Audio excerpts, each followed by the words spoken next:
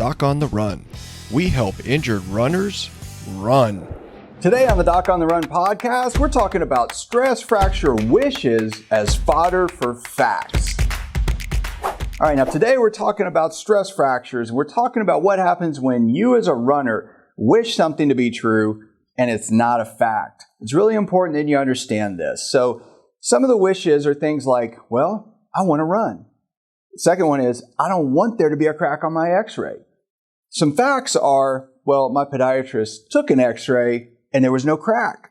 So what does that do? I mean, and I see runners all the time who schedule second opinions, who actually have signed up for the metatarsal stress fracture course. They're doing something to try to figure out what they can do different.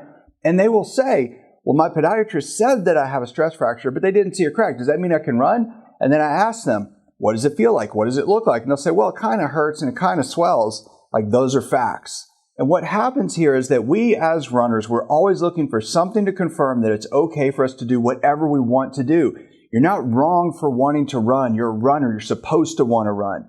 But it is wrong to actually stick your head in the sand and say, I don't have a problem. But it's also wrong to say, I don't have any facts to go on. So even if you haven't had an x-ray, you can actually look at how your foot is doing, how much pain you have, how much swelling you have, how much those things have gone away in the last few weeks. You can then also look at how much does it improve when I actually do some of the stuff that is shown in the metatarsal stress fracture course, like putting the pressure somewhere else, taking some of the stress and strain off that injured metatarsal to shift it to the neighboring metatarsals so that it can actually calm down faster. What happens when you reduce all the inflammation in the bone? If you get the inflammation down, it feels way better, and then you go for a run and the inflammation doesn't come back, that means that a lot of the discomfort you were having was actually soft tissue swelling and not even the problem with the bone.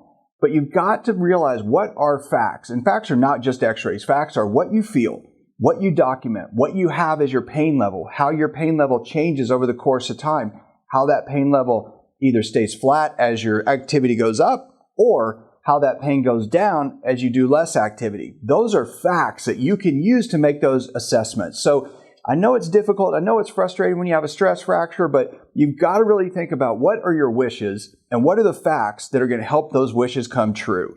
So if you haven't checked it out yet, go check out the Stress Fracture Masterclass. You can get it at docontherun.com/stress fracture masterclass. It's a half-hour web class where I go into a deep dive to teach you all the things you really need to think about and understand the framework that I use to help runners with stress fractures get back to running as quickly as possible. So go check it out, and I'll see you in the training. Doc on the Run. We help injured runners run.